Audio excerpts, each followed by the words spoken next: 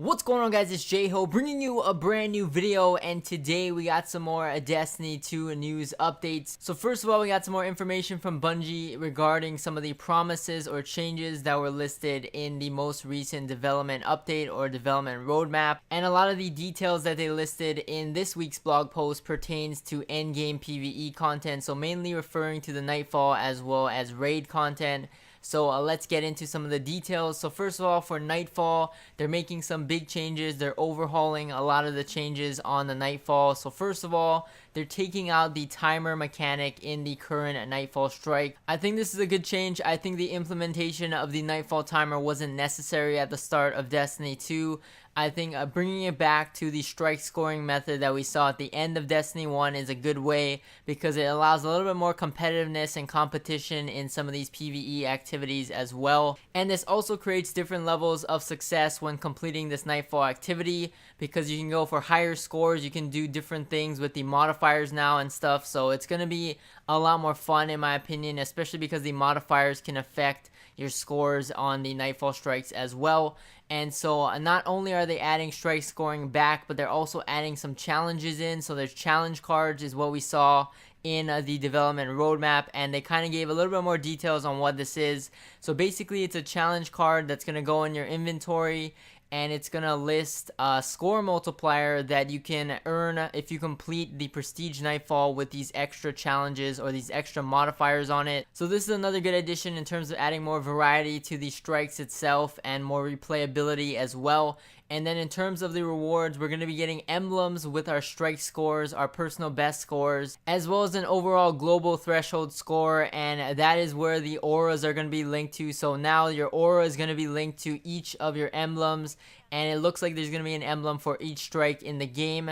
And so your aura can actually give you bonus tokens as well. And the aura actually makes a difference now, so it doesn't just improve your character's aesthetics, but it also can give you some actual rewards in terms of more tokens for your fire team and stuff like that. So it's more beneficial, and also it gives you that title of your high score on your emblem as well, so people can look and see where your high score is if they look at your specific emblem. So I think this is all pretty good stuff, good changes. I really like strike scoring. Once again, it's going to add more fun to the game, as well as some of the modifiers that they're adding in as well. They're adding back all the elemental modifiers, so I think that's a pretty good change, because the elemental modifiers were one of my favorite back in Destiny 1, and it pretty much set your loadout for you. So each week, depending on what the modifier was, it pretty much allowed you to change your loadout up and change what guns you wanted to use, what subclasses you want to use, and stuff like that. So it makes it more fresh. It keeps the experience a little bit different and changing from week to week, so I think that's a good change. And they also added back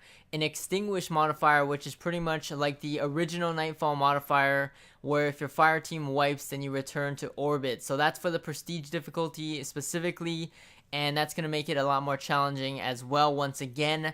So pretty good changes on the Nightfall so far. In terms of the raid changes, I think these are pretty good as well.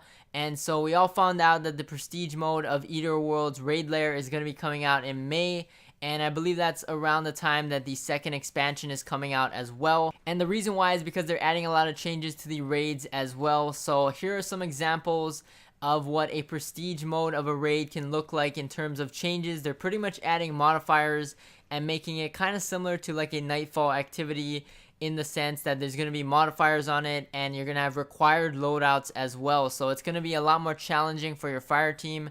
You're going to need specific weapons and good versions of them as well. So definitely allows for more variety in the raiding experience, and I think that's a really good change as well. Pretty exciting. It makes it more difficult, and instead of just being a routine activity that you just complete from week to week, now there's a little bit more challenge to it and a little bit more variety from week to week. So here are some examples of it. Like 1 week it could be Eater of Worlds, and there could be a marksman modifier which has precision damage increase, and then you'll be required to use certain things like a kinetic hand cannon, an energy scout rifle, and a linear fusion rifle in your power slot. So things like that is going to make it a lot more interesting from week to week in terms of rating. So I think all these are pretty good changes, just adding more variety and more replayability from week to week, so it's not the same thing over and over. each week, and it's not going to get as boring just because of the diversity in the challenges from week to week for both these endgame PvE activities. So pretty good stuff. And then on top of that, we also found out from Activision that we're going to be getting a big expansion coming in the fall of this year. So on top of the expansion 2 that's expected to come out this spring in around May probably, we're getting another big expansion very similar to the Taken King that we saw in Destiny 1. So I'm really excited for that. I think that's going to be a really big moment for Destiny 2. I think it's going to be a big turning point to see how the game ends up and how it's going to be shaped for the future and stuff like that. So I think that's a big one. We saw in Destiny 1 that the Taken King was a big impact in Destiny 1's history. And the Taken King was pretty much one of the highest points in a Destiny 1's history in the 3 years that Destiny 1 was out. So hopefully the Taken King, or the comment, or whatever you want to call it, for Destiny 2, the big fall expansion of this year, is going to be really good. I think that's where they can make some of those really big changes. We might see big changes such as the switching of the weapon system, possibly back to the original what we saw in Destiny 1 with primary, special, and heavy weapons. Those kind of big changes, big overhaul, big UI type changes can happen in that specific update. So we'll see what happens once that gets closer. It's going to be in September sometime because that's when Bungie likes to drop all their big name content. But anyways, that's about it for this video. Thank you guys for watching. As always, let me know what you guys think about all the new changes to the Nightfall, the raid, stuff like that. Thank you guys for watching once again, and I'll catch you guys in the next one. Peace!